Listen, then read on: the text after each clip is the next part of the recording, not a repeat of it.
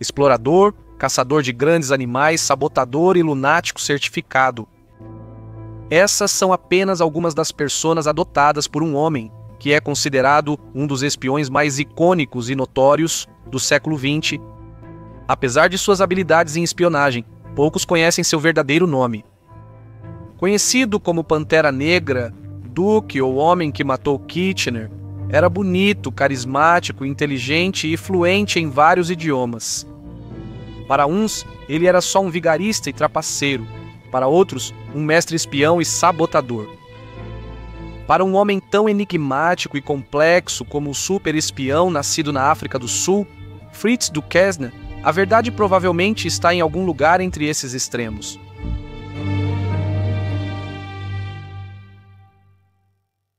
Fritz Joubert Duquesne nasceu em 21 de setembro de 1877 em East London, África do Sul, descendente de refugiados franceses e colonos holandeses. Quando criança, viveu na fronteira da Colônia do Cabo, sob controle britânico. Lá, ele vivenciou a tensão existente e os frequentes conflitos entre o Império Britânico, as repúblicas boeres e as tribos bantu locais. Durante sua infância, a família de Fritz mudou-se para Nilstrom, uma região no norte da República Sul-Africana. Seu pai montou uma fazenda e vivia como caçador. Antes da adolescência, Fritz matou um homem pela primeira vez ao defender sua mãe de um ataque de um Zulu local. Problemas e conflitos nunca estavam longe para a família do Kenny, que certa vez foi expulsa de sua fazenda por membros da tribo Nguni. Conta a lenda que, na escaramuça seguinte, Fritz matou vários guerreiros Impei.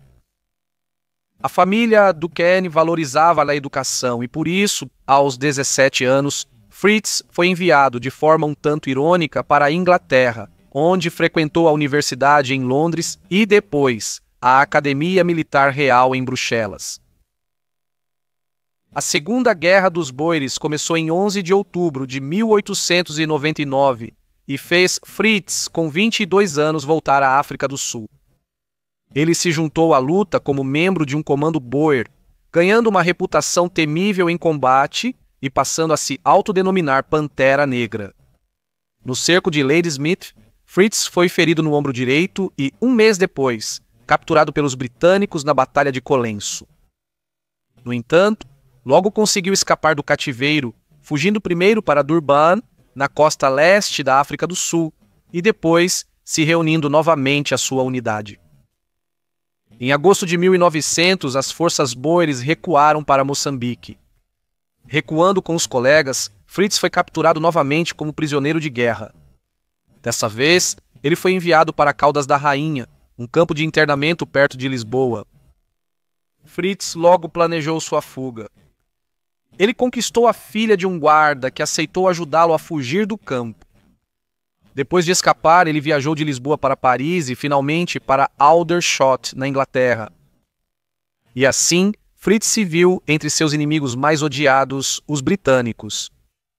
Acreditando que sua melhor chance era lutar contra o inimigo de dentro para fora, ele se alistou no exército britânico e conseguiu uma designação para a Cidade do Cabo em 1901. Assim, pela primeira vez, Fritz virou agente duplo. Quando seu regimento marchou por Nilstrom, Fritz se deparou com as ruínas da fazenda de sua família, uma vítima da implacável política de terra arrasada de Lord Kitchener. A descoberta do assassinato brutal de sua irmã pelas mãos dos ingleses e o internamento de sua mãe em um campo de concentração acenderam nele uma chama de ódio pela Inglaterra que nunca seria totalmente extinta. Fritz voltou à Cidade do Cabo com uma missão: sabotar instalações inglesas e assassinar Lord Kitchener a qualquer custo. Ele reuniu 20 boeres para apoiar sua causa e executar seu plano assassino. Antes de executar seu plano, os britânicos foram avisados e prenderam Fritz durante um jantar com o governador da Colônia do Cabo. Preso imediatamente e submetido à corte marcial, ele foi condenado à morte junto com seus co-conspiradores por traição. Os sabotadores foram executados por um pelotão de fuzilamento, mas Fritz Duquesne negociou prisão perpétua. Ele prometeu revelar códigos secretos e traduzir despachos boeres para os britânicos. Fritz, no entanto, nunca teve a intenção de cumprir sua promessa. Preso no Castelo da Boa Esperança, na cidade do Cabo, Fritz cavava as paredes da cela com uma colher todas as noites. Ele escaparia da prisão pela terceira vez se uma grande pedra não tivesse caído e o prendido no túnel. Lá, um guarda o encontrou inconsciente sem outros ferimentos. Após tentar fugir, Fritz foi enviado com outros 360 prisioneiros boeres para a Fortaleza Imperial, na ilha Birch, na costa de Bermudas. Os britânicos consideravam impossível escapar do arquipélago cercado por tempestades, tubarões e recifes perigosos. Fritz Duquesne discordava dessa avaliação. Na noite de 25 de junho de 1902, Fritz Duquesne fugiu da fortaleza-prisão escalando uma cerca de arame farpado e nadando 2,5 quilômetros sem ser detectado, passando por barcos de patrulha e holofotes. Guiado por um farol distante, Fritz Duquesne retornou ao continente de Bermudas, onde companheiros boeres organizaram sua fuga da ilha. Em menos de uma semana, Fritz Duquesne embarcou para Baltimore, Maryland, deixando as praias rosadas da prisão na ilha e mirando uma nova vida. Ao chegar nos Estados Unidos da América, Fritz Duquesne foi para a movimentada Nova York. Lá, ele trabalhou como jornalista no New York Herald, sustentando-se ao narrar histórias de aventura. Em 1908, Fritz Duquesne já era conhecido como correspondente de guerra internacional. Em 1910, ele se casou pela única vez. Seu casamento com Alice Wortley, uma americana, terminou sem filhos e em divórcio 8 anos depois. Nesse período da história dos Estados Unidos, o país enfrentava grave escassez de carne. A imigração fazia as cidades crescerem rapidamente e a indústria da carne não acompanhava. Sempre estrategista, Fritz e mais 2 homens, incluindo o congressista Robert Broussard, criaram um plano engenhoso. A solução deles? Criação de hipopótamos. Os 3 homens criaram a nova Sociedade de Abastecimento Alimentar em 1910 e sugeriram importar hipopótamos africanos para os pântanos da Louisiana como alimento. Como benefício extra, os hipopótamos controlariam uma planta invasora que matava peixes e bloqueava vias navegáveis. Mesmo promovendo a carne de hipopótamo como bacon de vaca do lago, o projeto de lei nunca foi aprovado e a organização foi dissolvida. Apesar de o plano dos hipopótamos não ter se realizado, as ações de Fritz o aproximaram do presidente dos Estados Unidos da América, Theodore Roosevelt. Fritz virou instrutor de tiro de Theodore Roosevelt e o acompanhou em uma expedição de caça na África Oriental. Apesar de seguir com a vida após os campos de batalha na África do Sul, o ódio de Fritz pelos britânicos ainda queimava em seu peito. Quando a Primeira Guerra Mundial eclodiu em 1914, Fritz logo teria uma oportunidade de vingança. Após encontrar um industrial germano-americano nos Estados Unidos da América, em 1914, Fritz foi recrutado como espião e sabotador alemão. Assumindo o nome de Frederico Fredericks, ele foi enviado em sua primeira missão ao Brasil, sob o disfarce de ser um cientista pesquisando a seringueira. Sua missão como agente da inteligência naval alemã era interromper o tráfego comercial dos países em guerra com a Alemanha. A partir de sua base na Bahia, Brasil, Duquesne orquestrou uma série de ataques a navios mercantes britânicos. Sua arma favorita era a bomba-relógio que ele escondia em caixas de amostras minerais. Ele iniciou sabotagens e depois afirmou ter afundado 22 navios. Logo, sua identidade foi descoberta quando Bauer, cúmplice preso pelo Serviço Secreto Militar Britânico, 5, identificou Fritz Duquesne como mentor da sabotagem naval. Com a identidade comprometida, Fritz fugiu dos britânicos para Buenos Aires. Em uma reviravolta teatral e para despistar seus perseguidores, ele plantou um artigo no New York Times relatando sua morte nas mãos de indígenas amazônicos enquanto liderava uma expedição à Bolívia. Após a publicação do obituário, Fritz mudou de ideia. Morto, ele perderia o passaporte americano e a proteção contra a acusação britânica garantida pela Lei de Neutralidade. Algumas semanas depois, ele conseguiu alimentar outra história falsa para a imprensa desta vez, relatando que, na verdade, não havia morrido, mas foi resgatado por tropas do governo após ser gravemente ferido. Apesar de Fritz Duquesne ter escapado novamente, logo surgiria com uma nova identidade. De todas as lendas que cercam a vida de Fritz Duquesne, talvez a mais absurda seja a história de como ele ficou conhecido como o homem que matou Kitchener, seu inimigo jurado. Em 1916, disfarçado de duque russo Boris Zakrevsky, Fritz se juntou ao Marechal Kitchener no His Majesty's Ship Hampshire, na Escócia. Kitchener era obviamente o maior inimigo de Fritz, como responsável pela política de terra arrasada que destruiu a fazenda da família Duquesne e causou a morte de seus parentes.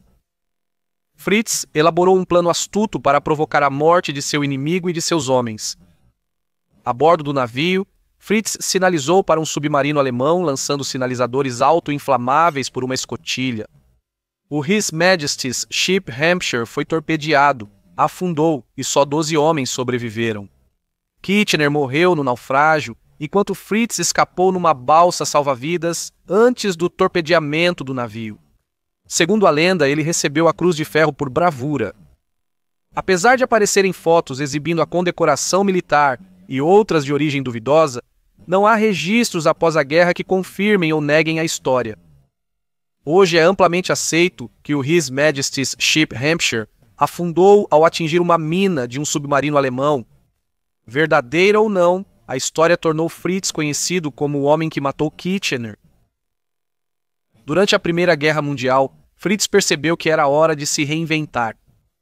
Ele adotou a persona do capitão Claude Stoughton, um herói de guerra aliado do Regimento de Cavalaria Leve da Austrália Ocidental. Como contador de histórias extraordinário, cativou Nova York com relatos inventados de bravura e guerra, garantindo um bom sustento. Porém, seu passado o alcançou em novembro de 1917, quando foi preso em Nova York acusado de fraude de seguro. Ele apresentou pedidos de indenização fraudulentos pelo suposto extravio das amostras minerais, que na verdade eram suas bombas relógio. Ao ser preso, ele possuía um arquivo de recortes sobre bombardeios de navios e uma carta de um vice-cônsul assistente alemão reconhecendo os serviços de Duquesne à causa alemã.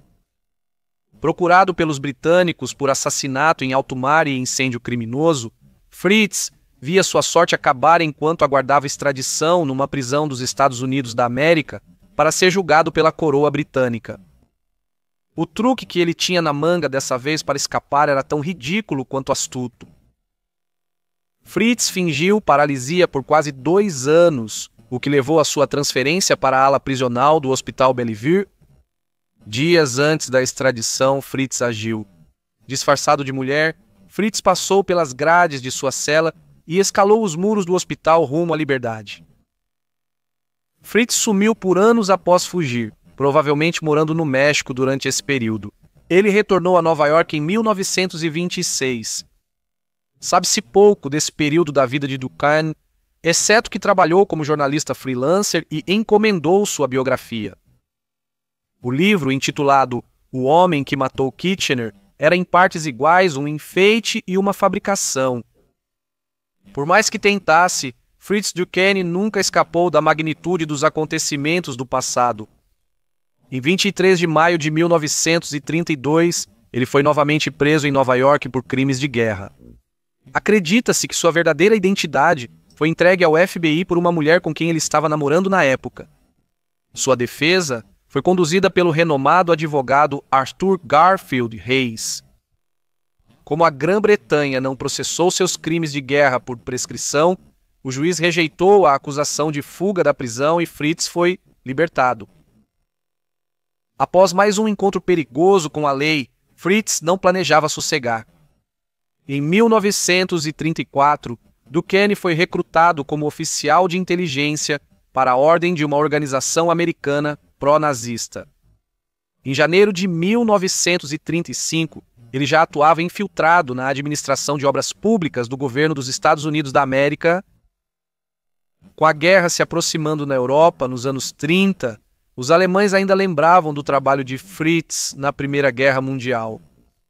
O almirante Wilhelm Canaris, chefe da inteligência militar alemã, AS Abwehr, vinha mantendo Duquesne sob estreita vigilância. Em 1937, Canaris orientou seu novo chefe de operações nos Estados Unidos da América, coronel Nicholas Ritter, a retomar contato com Duquesne.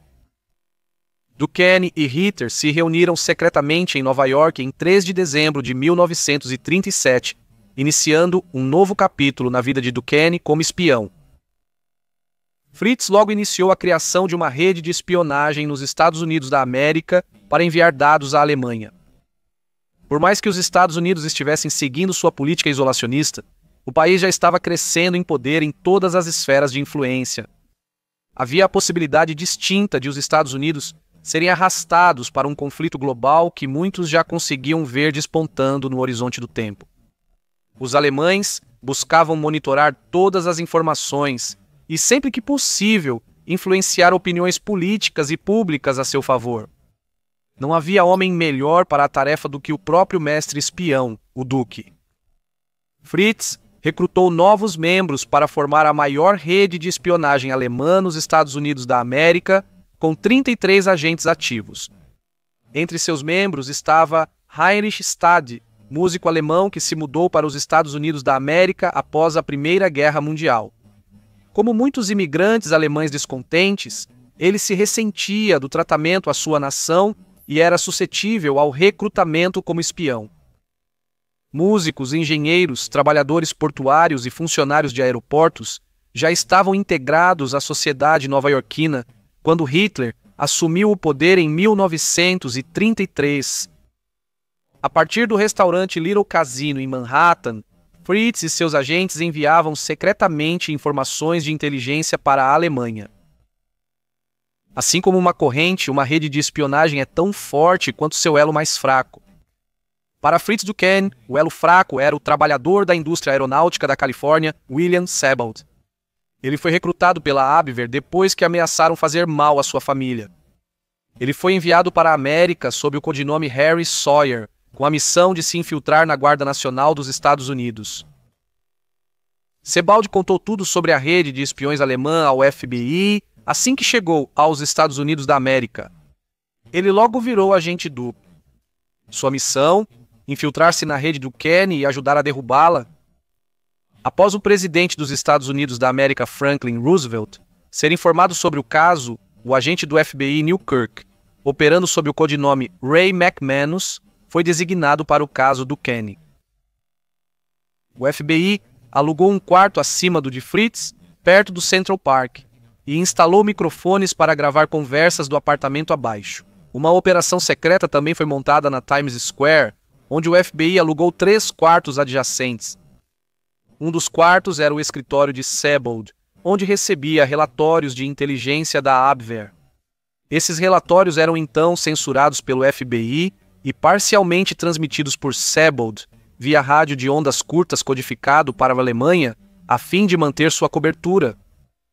Os outros 2 quartos tinham agentes do FBI que falavam alemão, ouviam as reuniões e gravavam com câmera escondida atrás de espelho bidirecional.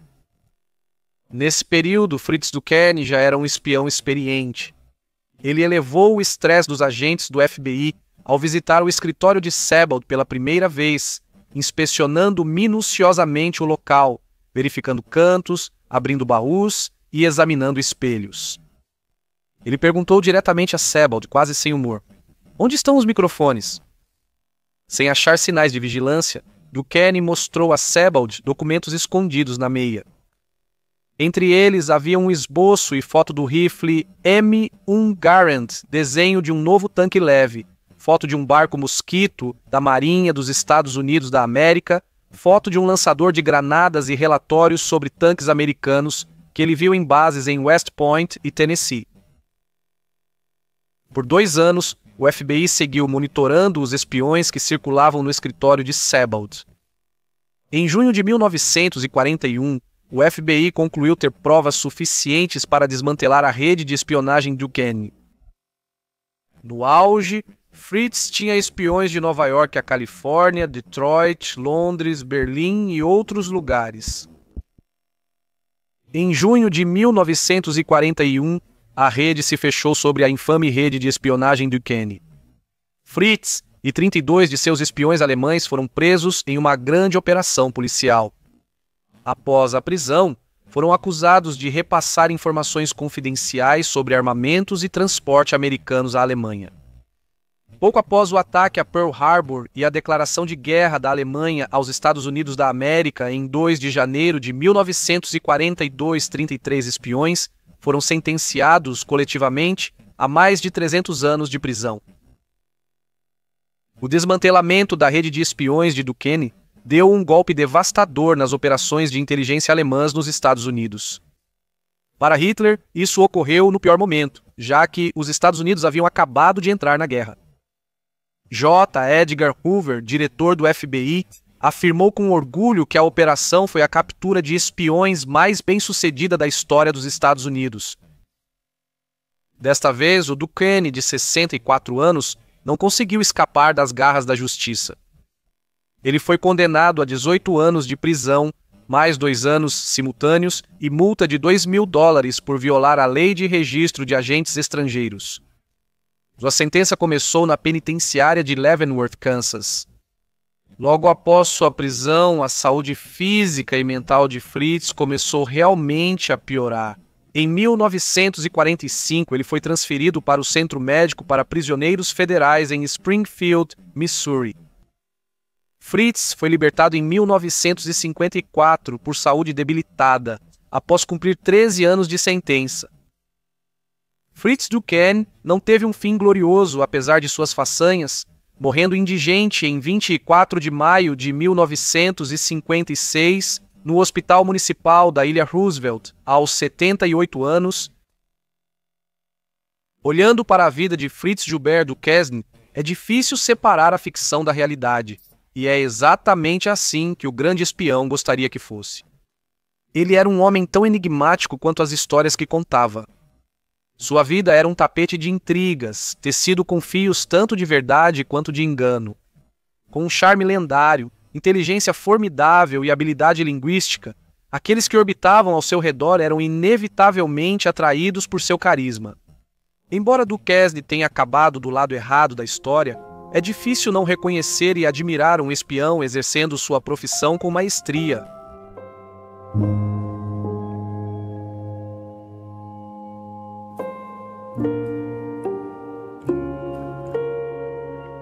Obrigado.